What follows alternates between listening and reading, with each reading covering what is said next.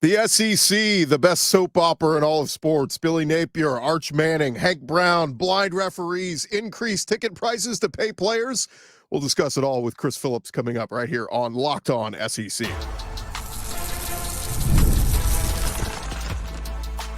You are Locked On SEC, your daily podcast on the Southeastern Conference. Part of the Locked On Podcast Network, your team every day. And what's up, everybody? Welcome to Locked On SEC. Great to have you guys along. I'm Chris Gordy. Thanks for making Locked On SEC your first listen every day. Shout out to everydayers. We're free and available wherever you get your podcasts and on YouTube, part of the Locked On Podcast Network, covering your team every day. Today's episode brought to you by Game Time. Download the Game Time app, create an account, use our code LOCKEDONCollege. Get $20 off your first purchase. All right, we haven't talked to this guy since the season started, so I said we got to get him on. He is Chris Phillips of SEC Unfiltered. Does a great job covering all things SEC. They've been doing their stadium tour, going around week to week to different environments. Chris, welcome in, man. How are you? Chris, I appreciate you having me, man. You guys are doing great work, and it's always a pleasure to chat, obviously. Yeah, it's been a blast, man, the SEC Unfiltered tour. Week 1 took us to Gainesville, week 2 to Charlotte, and then, of course, this past weekend in Columbia, South Carolina. I was a little nervous there, Chris, honestly, because the first 2 weeks, man, the atmospheres are great, but the games were just snoozers, man. I mean, Florida got trounced by Miami, and then week 2, I mean, it was fun to watch Tennessee do what they did, but I mean, 51-10, that was essentially over at halftime. And South Carolina went up 17-0. I'm like, man, I just can't buy a good game, at least a good competitive game. And certainly that changed rather quickly. So I know we'll talk about it. And we've got our date set for this upcoming weekend. We're going to Auburn for the Auburn-Arkansas game, which I have a feeling is going to be kind of a wild, wacky game as well. So it's been a blast, man, getting around the conference and seeing all these different venues. And again, appreciate you having me on. Well, Tennessee was a neutral field, so it was. But the home teams have lost the other places you've been, so you better get Auburn to win here, because if not, you're gonna have the jinx on you. It felt like a Tennessee home game because the Vols took it over. They took over Charlotte, and I was before the season didn't necessarily want to do a neutral site, but we got to week 2, and that's why I'm keeping the schedule open, because you never know, Chris, what the best game of the week is going to be, and just couldn't help myself, man. I had to get a look at Nico in the gang. I want to get your thoughts on the SEC overall so far. But first, you mentioned that you were there in Columbia this past week. Looked to be just an outstanding environment for LSU at South Carolina. Give us your perspective. What was it like being on campus, college game day, being there, all that kind of stuff? Yeah, it was incredible. I mean, the electricity from the moment I got in town on Friday, you could feel it. Obviously, college game day being there. I haven't, Chris, been to, every stadium in the country for a noon kickoff, if you will, but I've been in that stadium a good bit, and that was the most electric noon game atmosphere I have ever experienced. That was the most probably electric day game atmosphere that I've ever experienced. I mean, we love to throw around the terms of, the stadium was raucous or rowdy, hostile environment. It was like being in an insane asylum, Chris. And I say that as a compliment. Like the roof was off that place. The stadium was just, the fans were unhinged. Gamecock Nation showed up, shut out. There wasn't an empty seat to be had. And I mean, they were loud from start to finish. And certainly we all got treated to, I said, Chris, it's probably the wildest college football game I've ever witnessed in person. So came down to the wire. I know South Carolina obviously feels like they let one get away, and LSU goes on the road, and it feels like they really still a big road win. But I mean, just objectively, what an incredible football game and an incredible atmosphere on Saturday at Williams-Brice. Okay, I'm asking you here, unbiased. Did the referees cost the Gamecocks the game? Chris, the referees were a big part of the game, but no, I don't think they robbed South Carolina. And that's an unpopular take. Listen, I've already taken the heat this week. That's totally fine. The referees were a big part of that football game, but South Carolina had other opportunities to win. I don't know why that's such a controversial take or anything I would take heat for, but Chris, you would be surprised. There are controllables and there are uncontrollables in sports, right? You can't control if the ref makes a bad call. And for the record, I think the horse collar, it was a horse collar. I think it was the right call. The big one that stands out is the personal foul on Garrett Nussmeier. And when it happened in person, Chris, I thought immediately that's a flag, right? It looked like he got leveled from where I was sitting and saw the quarterback on the ground, so they're going to call that every time. You go back and watch it on replay. It was not nearly as vicious as I think Garrett Nussmeier made it look. I mean, credit to him. He played that up. He acted like he got shot. He played it up really, really well, kind of flopping on the ground there. They're going to protect the quarterbacks. I mean, that's one I'd like to see them keep the flag in the pocket.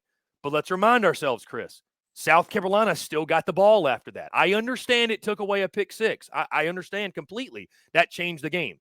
But I look at other things too. You're up 17-0 on your home field, Chris, with all the momentum behind you.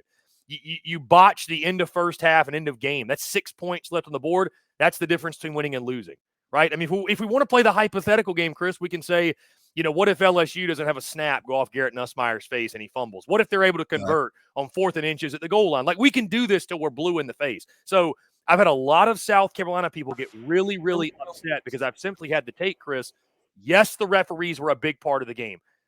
But I'm just not one to lead with, they got jobbed, they got robbed of the game.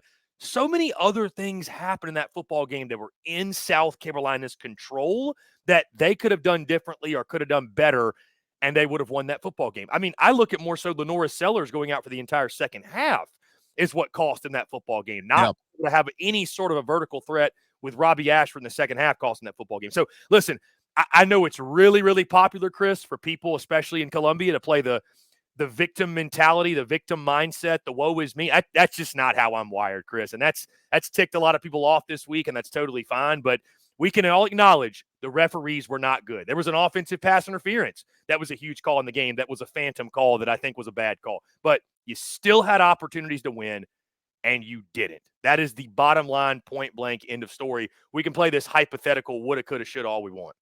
Hey, you agree with me. If Sellers doesn't I think it's a different game if he plays the second half. I think they're undefeated right now. I think we're talking about South Carolina as one of the – and by the way, just because they lost this game doesn't mean they're still not a really good, awesomely improved team. Like, they can still win some games down the road that they're not supposed to. That's what's unfortunate, Chris, about, the days following the last 48, 72, what have you, hours since Saturday. The game itself is being lost because all we're talking about is the referees or the officiating. And I'm like, guys – we're now creeping into week 4. Like, it's time to just get over it, leave the referee talk behind. Why don't we talk about the fact that, I'll be honest, Chris, even though they lost, I do leave feeling better about South Carolina. Like, I don't think this team is perfect. LSU's not perfect either, by the way. They've got a lot to clean up and figure out before they take on Ole Miss in a couple weeks. But, I mean, I think South Carolina's a little more dangerous than I thought they'd be this year. I thought offensively when Lenora Sellers was in there, they're starting to become really comfortable with their identity. He's getting more and more comfortable with each passing drive. You can tell, he's not a great passer yet, but that's going to come with time as he gets reps and experience. Rocket Sanders had his breakout game like I thought he could against that LSU defensive front. And I mean, dude, the front seven they're ferocious. I mean, they're going to make life hell on a lot of quarterbacks in the SEC. So, I leave that game actually feeling a little bit better about South Carolina, that you look at games, hey, maybe at Oklahoma, maybe against Missouri, maybe against A&M, Clemson. I mean, there's other games you look at that were, maybe were long shots over the summer. And now we look at, I think South Carolina can get to a 7 wins this year. I think it's very, very possible. So, and then on the LSU side, I mean, for them, that's the other thing we're missing, Chris. You got to give a lot of credit to Brian Kelly's team to have the culture and have the gall to come back from down 17. I thought the game was over, Chris. They blocked that punt. I said, that's ball game. I really thought at that point, hey, you're not losing when you block a kick, especially when you capitalize off of it with a touchdown in the next play. Give LSU a lot of credit. They kept punching, kept scratching, kept clawing, kept fighting, and sure enough, pulled it out. Gamecocks 4 touchdown favorites over Akron this week. We'll see if Lenora Sellers gives it a go or if they roll with Robbie Ashford. And if it's Robbie Ashford, I might take Akron plus the 4 touchdowns. I think South Carolina wins, but that'll be interesting. Let me pose this question to you guys. Who has impressed you so far, maybe kind of exceeded your expectations through the first 3 weeks in the SEC? Well, I mean, I was high on Tennessee, but I mean, they're red hot. I mean, I'm excited to see them this weekend against Oklahoma. I feel good about them. I've picked them to win by double digits. I just don't see how the Sooners are going to keep up in that one, but they have just been so wildly impressive. Getting to see them in person against NC State. Maybe NC State's not quite what we all thought they were going to be, right? Grayson McCall at this point has been benched as they prepare for their game this weekend against Clemson, but that front seven is one of the best. I mean, it's the deepest Tennessee defense I feel like I've seen in my lifetime. Nico Iamaleava, not perfect, but has been incredible. He's picked on lesser competition. Against NC State, he had the 2 interceptions, but I mean, he's been incredible otherwise. They got playmakers all over the offense. Dylan Sampson in the running game has looked really good. So, Tennessee has really stood out to me. Texas, doing what they did in the big house against Michigan. I know Michigan's not, what they were last year, but to go into the big house and dismantle them the way they did. And, there were questions about, are they ready for the SEC from the physicality standpoint? I think they answered that with a resounding yes. Now, again, they'll get tested more. That's totally fine. They'll get tested. But I feel like it was a resounding yes. And I think they showed they can beat you in a multitude of ways, right? They can beat you in a track meet. They can beat you in a rock fight. There's many different ways that Texas Carolina can beat you. And that's scary for the rest of the country. Now you got Arch Manning in there. And, I mean, you're going to get Quinn Ewers back. I mean, what a luxury it is. Steve Sarkisian's got 2 quarterbacks he can potentially beat you with. Outside of that, I look at Alabama, what they did. First 2 weeks were a little bit sloppy now, right? The South Florida game. I don't think any Bama fan wants to see South Florida back on the schedule anytime soon. But what they did in Madison, and I know Wisconsin is not great competition necessarily, but I like what I've seen from Jalen Milroe in the offense and how comfortable he looks in the offensive system. So, I thought that win was really impressive. I thought they cleaned some things up, and I thought they made some progress in that regard. And certainly we go into this weekend. They've got the bye week before the big game against Georgia, as does the Georgia Bulldogs. So those have probably been the top ones. And then I would say South Carolina too. Despite the LSU loss, they have been much better than I expected even to this point, the dismantling of Kentucky. And then, I mean, listen, went toe-to-toe with an LSU team that we might be talking about in the playoffs in a couple months. So those are definitely some of the top standouts for me to this point. And we're going to get more, obviously, as, better competition arises. Because I wanted to say Ole Miss, Chris, but I need to see them play somebody with a pulse. Yeah. I mean, they're extremely good. They're fun to watch. But as the schedule heats up, we're going to continue to learn a lot more. Yeah, a couple of high school teams still on Ole Miss's schedule here. Hopefully they get to play. Hey, somebody. Don't disrespect Georgia Southern like that. Yeah, it's rough. All right, thanks for making Locked On SEC your first listen every day. Coming up next, more with Chris Phillips right after this. More with Chris Phillips here in just a second, but you've heard us talk about FanDuel, America's #1 sports book. Well, we have something a little different for you now through September 22nd. All FanDuel customers can bet $5 and get a 3-week free trial of NFL Sunday Ticket from YouTube and YouTube TV. Then with a YouTube TV base plan, you will be able to watch every regular season Sunday afternoon out-of-market game. All you need is a Google account and a current form of payment, and you can cancel anytime. And of course, they've got all the SEC games up there for you happening this week. If you like Auburn as the 3-point home favorite against Arkansas, you can get in on that action over at FanDuel. If you like UCLA to cover the big number against LSU, they got that at FanDuel. Again, just visit FanDuel.com, download the app. They are America's #1 sports book. It is FanDuel. Go check them out today. This episode also presented to you by our friends over at Game Time. The Game Time app, they got a new feature called Game Time Picks, and that makes getting tickets for your favorite live events even easier. Game Time Picks filters out the fluff to show you only incredible deals on great seats, so you don't have to waste time searching through thousands of tickets. Look, the curation process makes it easier to save more on sports, concerts, comedy, theater, whatever it is. The all-in pricing feature, I love that one. You can toggle it on the app. It shows you the total upfront, no surprise fees at checkout. That's what you pay. And of course, seat views. You get a panoramic view from your seat in the app before you buy, so you know if you're going to have a big blockade or something in front of you. Have you seen that Twitter account of the guy who posted worst seats in college football stadiums? You're not going to counter that with Game Time. They're going to show you exactly what the view from the seat looks like. Take the guesswork out of buying tickets with Game Time. Download the Game Time app, create an account, use our code LOCKEDONCollege, get $20 off your first purchase. Terms apply. Again, create an account, use our code LOCKEDONCollege, get $20 off. Download Game Time today. What time is it? It's game time.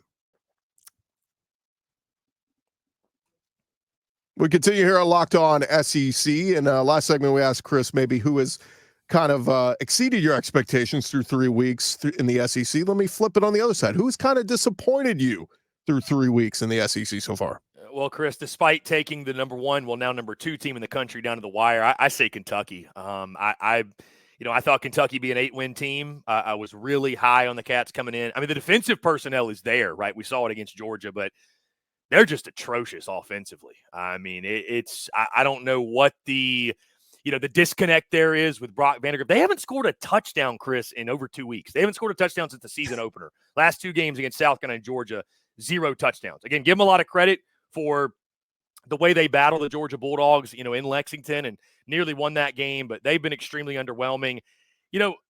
The Florida Gators, they're a team that I didn't have incredibly high expectations for, Chris, but going there week 1, seeing them in person, I picked them to beat Miami. How foolish I felt as that game was taking place. But there were so many out there, I think, that felt that Florida, they had improved the personnel, they had improved the talent, they would be better. And I'm talking, national folks, Florida folks, that really felt optimistic. This could be a 7 or maybe even 8-win team, and they're nowhere near that, right? Billy Napier it's not a matter of if, it's a matter of when at this point. And just the way it has looked to, so uninspiring, and just it's been really disappointing to see. Another team I didn't have high expectations for, Chris, but Mississippi State, my goodness, I didn't have you losing to Toledo by 24 points, and I thought they beat Arizona State as well. So maybe we took for granted just how much of a reset that is down there in Starkville. So that's another one that's kind of low-hanging fruit that stands out. And then Auburn. I mean, the Auburn Tigers. Now, I'm drinking a little bit of the Kool-Aid when it comes to Hank Brown. I'm confident that Hank Brown can get the Tigers, right? They got this big one against Arkansas upcoming, again, the game we're going to be at.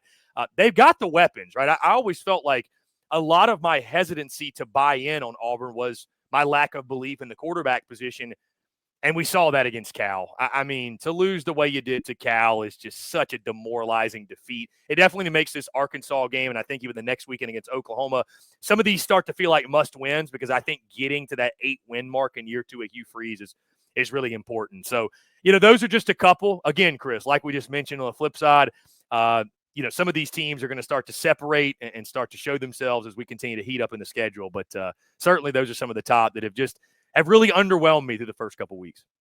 I want to get your thoughts, Chris, on the news Tennessee came out with yesterday that they're going to add a 10% talent fee to ticket prices starting next year. Of course, the new revenue sharing model with schools and players is going to go into effect next year.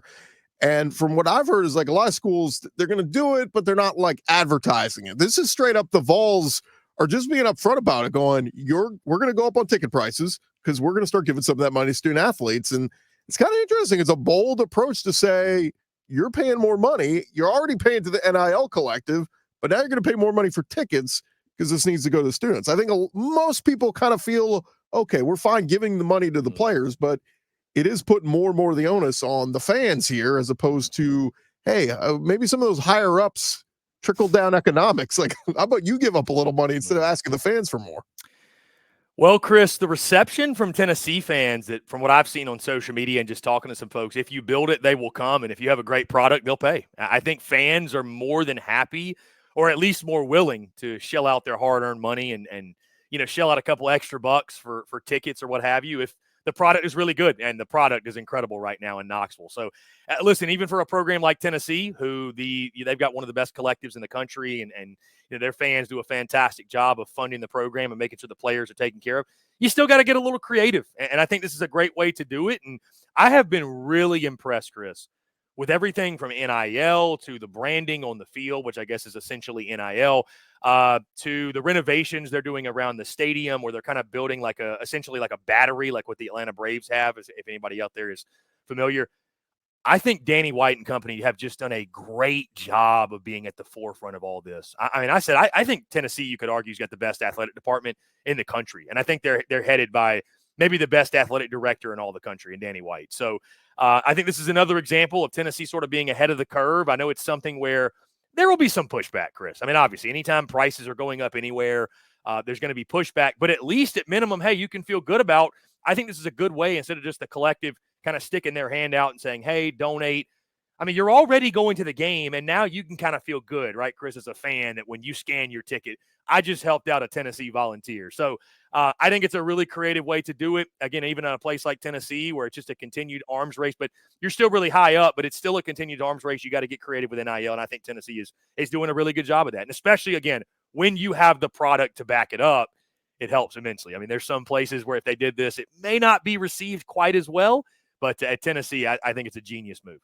You know how, like, at the end of games, sometimes the players will go around and, like, high-five everybody? I think you give them a tip bucket, and they can walk around, and you just drop a 20 in if you like what that player did that day. I liked the idea of the QR code on the helmet. I think that was Oklahoma State, and I think that got shot down or something. But who knows, Chris? We're getting to a point in college football where one day, and I hope this doesn't happen, but one day you may show up to a game and no longer is your school's logo, or maybe it's the logo with the QR code, like, around it. So you can just, hey, your favorite player rips off a big run, you can go scan his helmet and send him $5 or whatever you want. So, who knows? Bring a couple McDonald's bags full of cash. I mean, you There can we do go. that too. That's easy. Let me ask you this real quick: is any chance Arch Manning, Wally Pips, Quinn Ewers here? I mean, is it possible? Sure. I think this is Quinn's football team, though, and I don't think the injury is that serious. Talking to my Texas guys, like, listen, if this were going to happen, Chris, this is the best time it could have happened. From the standpoint of you look at the schedule, right? He came in against UTSA. They've got ULM this weekend. I don't think General Booty is going to pose much of an issue for them. Then you got Mississippi State the following week, which, we all know the situation State is in. Then you got the bye week. Then you got Red River. So, and Quinn, I believe from what I've been told, should be back by then. But, you have an opportunity now for Arch to get some live bullets and get some action, build some confidence. And what a luxury it is for Steve Sarkisian. Now, you're going to have two guys on your roster that have played, what they can do. They're both confident, ready to go, and you believe equally that you can win a football game with both. So, I think this is Quinn Ewers' football team. I don't see him losing his starting job due to injury, but it's crazy, Chris. If Arch Manning goes back out there and has 5 touchdowns this week and he's got 10 touchdowns through 2 games, the media, folks like us, we're going to be talking about it and kind of start to build this thing up. But fans too. I mean, fans too. And especially too when Quinn comes back. And you know how fans are, man. Fan is short for fanatic. The first time he throws an incompletion, they're going to be clamoring for Arch Manning. And I've seen people go as far, Chris, and maybe they're right, but to say that Texas is a better football team with Arch Manning under center. So, the takes are out there, but again, if you're Texas, what a great position you are in. It's a luxury. There's some teams that, wish they had one quarterback as good as either of those guys, and Texas has got 2 of them, so they're in a great spot. Yeah, Auburn and Florida are both looking around going, "Oh, wish we had Arch Manning and Quinn Ewers. It'd be a great problem to have." One other one here, Billy Napier, still the head coach of Florida. I think we're a little bit surprised by that, but how about Reese Davis coming out on his podcast saying he says Lane Kiffin is in a better spot at Ole Miss than he would be at Florida. I don't know if I agree with that. Do you agree with that? Well, I think every situation is different. And from the spot of, is it easier to win a national championship at Florida or Ole Miss? Well, it's really easy to say Florida because it's been done before, right? We've seen Florida be, at the top of the college football world. Ole Miss has never been that, right? Ole Miss has always been a program that they kind of have to build up to have one really special year, and then they kind of fall back down to being a 7 or 8 win per year program. And kind of sort of like we're seeing this year, right? Again, they're building off an 11-win campaign last year, but this is not the norm for Ole Miss. I will say this, Chris. Am I going to say he's in a better position? Maybe for him at the current juncture, I think you could say yes. Is Ole Miss a better program top to bottom than Florida? When Florida's right, no. But it is in dysfunction. And I just, I'm not one of these people that is going to go on record and say that, I've heard a lot of Lane Kiffin would crawl to Gainesville if he was offered the job. I just don't know if that's the case, Chris. This isn't the Lane Kiffin of old. I really question maybe Lane has kind of found his sweet spot. He's building a dream home in Oxford. He's got kids that are in school there. He's the king of that city. He's able to do whatever he wants. He can be how he wants on social media. There's something to be said. You know this, Chris, as a creator. I know this. Anybody in business or anybody in life, having creative control and creative freedom and just freedom to do things the way you want to do them, that's invaluable, man. And I'm sure Florida would hand him over the keys, but as well as I do, it would just be a completely different situation. If after this year, let's say they go to the playoff, win a couple games, they don't win a national title, but next year they go 9-3, nobody's going to be running him out of town. At Florida, they might. It's those, there are those type of expectations down there in Gainesville. So, I'm not saying he wouldn't leave, but I don't think it's as no-brainer decision as people think, because Florida has just, for everything they have, for all the history, tradition, and I think extremely highly of the program, I think Ole Miss is on the rise, and I think he's building something special there, obviously culminating in this year. And I just don't think it's as no-brainer a decision. Like, Florida is so much better of a situation. It can be a better situation, but there's a whole hell of a lot of work, Chris, that's got to go into it. And maybe Lane Kiffin just doesn't want to deal with that headache. Yeah, I got to see how far Ole Miss gets this year. I picked them to get to Atlanta for the first time ever and have a chance to win the SEC, but to the kind of the mantra has been, you can't win a national championship at Ole Miss. You can at Florida. Steve Spurrier did it, Urban Meyer did it, but it's been a while. So we'll see as that on. And also too, Chris, he's got a great NIL situation in Oxford. Yeah. It's not like they're just going to let him walk away without presenting a very compelling counteroffer. So he's in a hell of a spot. He's in a really, really good spot. Yeah, kudos to those Ole Miss fans. They have stepped up and put their money where their mouth is. All right, real quick, one more segment with Chris Phillips here right after this. More with Chris Phillips here in just a second. But have you guys heard about ROY? It stands for Return on You, and it's a new platform that lets you, the fans, get involved in NIL like never before by making contributions directly to your favorite athletes. By supporting players directly, you can help shape rosters, retain talent, keep your favorite athletes out of the transfer portal. And as you all know, NIL has changed the game for athletes. ROY changes the NIL game for fans. And here's why ROY is different. You can engage with athletes on their NIL journey. By using ROY, fans not only support athletes financially, but also become part of their name, image, and likeness journey, helping them succeed both on and off the field. Go download the ROY app for iOS or Android and enter our referral code Locked On, and you're going to automatically be entered into a sweepstakes to win $5,000 cash. Visit joinroy.com for additional details. No purchase necessary, void where prohibited. Again, get that ROY app for iOS or Android. Start making an impact on your favorite team. Use referral code Locked On for an opportunity to win $5,000 cash. JoinRoy.com for more details. No purchase necessary. Get off the sidelines and into the NIL game with ROY.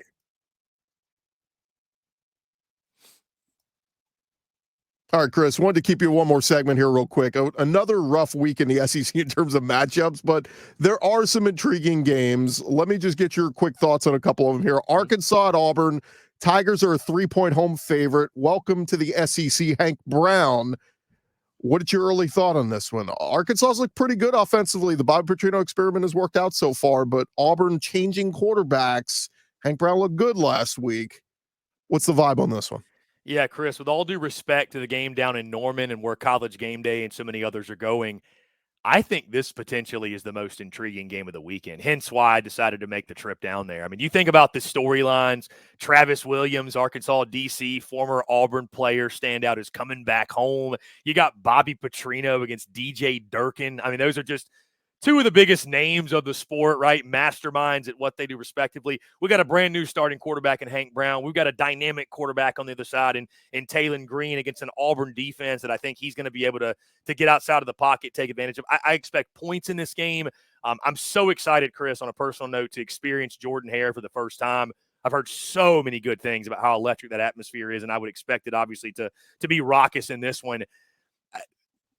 Your guess is as good as mine. I'm leaning with the home team. I am leaning with Auburn here. I'm drinking a little bit of the Hank Brown Kool-Aid because I just think Auburn was only a quarterback away. And I know what he did against New Mexico, and it's New Mexico, but I thought he threw the ball with great anticipation. He was accurate. He was efficient. 4 touchdowns, but bigger than that, Chris, no interceptions. Now, again, we've seen Peyton Thorne tear up inferior competition and then get out there against an SEC opponent and piss down his leg, for lack of a better way of putting it. So I do lean the Auburn Tigers, though. But I think this thing's going to come down to the wire, man. I think this could be the most entertaining game of the weekend. It's got the potential, Chris, to be that drunk SEC game of the weekend, kind of like what we saw in Columbia between LSU and South Carolina, where some things that are just unexplainable may take place. Two bits of advice when you head down there. It's Jordan-Hare, because Jordan. I don't know why the hell it's not spelled that way, but that's how they say it. And 2, when the eagle flies around, duck, because that thing almost took my head off a couple years ago. I was wondering, Chris, why an Auburn fan commented on our preview video and said, we'll teach you how to pronounce it. I'm like, pronounce what? Okay. Yeah, I didn't know that. Thank you. Nayland, Knoxville, Jordan-Hare. I think at LSU, it's Alec Box Stadium. Listen, Chris, I just learned to pronounce Iamaliava correctly, and I'm very proud of that. So let me just take it one at a time. I never got Tonga Vailoa down, but how about 11 a.m. Central on ESPN? It's 1-2 Florida at 1-2 Mississippi State. My buddy Brandon Olson calls this the Sharknado game of the week, like a bad car wreck. You just can't look away. Gators are 6-point road favorites. I cannot believe. Is there any other team in the SEC Florida would be a road favorite on? Maybe Vandy, I don't know, but man, Florida, Mississippi State, this is just going to be I don't want to call it the garbage game of the week, but I'm intrigued. Yeah, it's the sickos game of the week for sure. Like, you really got to love it. We'll all be locked in, Chris. You will, I will. Everybody tuned in will. That's the beautiful part of it. Like you said, it's like a car wreck. You're driving by, but you just cannot look away. I'm leaning Florida in this one. God, you just lost to Toledo. I can't pick you, Mississippi State. I can't do it. I mean, I think Jeff Lebby, I'm not completely selling all my stock that long-term he can be the answer and be the right guy there. But even with it being year one, man, being down 28-3 and losing 41-17 to Toledo, that wasn't on my bingo card for the Bulldogs in 2024. I just think Florida's got more athletes. Like, I think offensively they'll be able to move the football. I'm curious if they get Trey Wilson back for this game, but even without him, Elijah Badger, Shamir DK, Montrell Johnson. I am curious how Blake Shapen works against that secondary. I really am. I see this one, Chris, sloppy, nasty, ugly.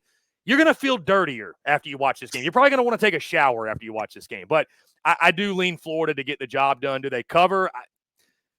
I'll say yes, they cover, and Florida gets. I actually think, Chris, getting away from the swamp will be a huge benefit for Florida because it's just a really toxic environment down there right now. And I think going on the road, this team can kind of band together and you're only focused about the voices in this room and maybe playing against some other people that they're booing you because they just don't like you, not because they dislike your head coach. I think that could help out the Gators, and so I think the Gators will win this game, but nasty, ugly, sloppy game in Starkville. Yeah, and how about Jeff Lebby? I know it's an early game, but tell your offense, we start football at 11. Like, they do this thing where they don't wake up till the second half. So let's see what they can do there. One more for you, Chris. Welcome to the SEC Oklahoma. You get the 6th-ranked Tennessee Vols, led by former Sooner legend Josh Heupel. Vols are, I'm surprised, just 7-point favorites on the road. OU has not been impressive so far through 3 weeks. Their defenses look good, but man, that offense has been ugly. I mean, something tells me Oklahoma's going to get up for this one. I just wonder, is this one that Tennessee pulls? It's close at half. Tennessee pulls away late. Yeah, Chris, that sounds like the right script for this ball game. Oklahoma's going to be fired up. That fan base they fit right in the SEC, right? Loyal, passionate, a little bit crazy like the rest of us. So they'll be fired up. They're going to welcome Josh Heupel. I feel like Josh Heupel's been having a lot of fun with it this week. He said, hey, I'm sure they're going to be quiet for us when we're on offense. He's just kind of toying with him a little bit of gamesmanship. But there's going to be a lot of emotions in the building, obviously, a lot of mixed feelings. And but when it comes to the game itself, I agree with you. I mean, I look at this Oklahoma offense. Jackson Arnold is leading the team in rushing. Like, they can't run the ball. They can't protect. It's almost like we all saw this coming, Chris, and we questioned the offensive line and a young quarterback. And, it's just going to take time to get things sort of ironed out. It doesn't mean Oklahoma's a terrible football team, but they're kind of looking right now. We thought they were going to be around a 6-6 or maybe 7-5 football team. Meanwhile, Tennessee, I mean, they're just red hot, right? I think the biggest thing is you saw Nico make a couple mistakes against NC State. Oklahoma's got a really, really good defense. Could they possibly force them into an early mistake or two and give their offense a short field? But, to your point, Chris, over a full 60 minutes, Tennessee, in my opinion, is just the better football team top to bottom. They got a pretty darn good defense, too, and I got a feeling they're going to make Jackson Arnold's night one he'd wish to forget. He's going to be in the training room on Sunday. That is for sure. And I think especially too, Chris, late in the game, if they get down and, James Pierce Jr. and company are breathing down his neck, he starts trying to force the football and force the issue, and not a good idea against that Tennessee defense. And I could see a couple turnovers late. And, Tennessee, maybe I could see this, Chris, even being a game where it's like Tennessee wins by 17, but the game was a 7-point game going to the third quarter. And it was much closer than the score indicated, but it's like Oklahoma just ran out of gas. Like Bama USF after 3 quarters. Well, a little bit, yes. But I'm going Tennessee. Okay, yeah. I mean, there are some OU fans that maybe want to see Michael Hawkins. They've been pushing for that a little bit. So we'll see. We'll see what happens there. He is Chris Phillips. Chris, appreciate you staying on with us, man. I know I kept you a little bit long. Let everybody know what you got going on over there at SEC Unfiltered. Yeah, Chris, it's always a pleasure, man. Anytime you want me, I love talking ball with you. We're at SEC Unfiltered, Facebook, Instagram, TikTok, YouTube, podcast, SECUnfiltered.com. A lot of the same places you find Locked on SEC, you can find SEC Unfiltered. And Chris, you guys are doing a great job. Keep up the great work, and I appreciate you having me. Awesome. Great stuff, Chris. We'll do it again real soon. Thank you for joining us. Thank you guys for making Locked On SEC your first listen every day. Shout out to everydayers. Keep coming back and checking us out each and every day. We'll get you ready for the weekend. Hey, check out for your second listen, Locked On College Football. Spencer McLaughlin doing a great job getting you guys set for the whole world of college football with the biggest topics there. I'm Chris Gordy. This has been Locked On SEC. We'll talk to you guys tomorrow.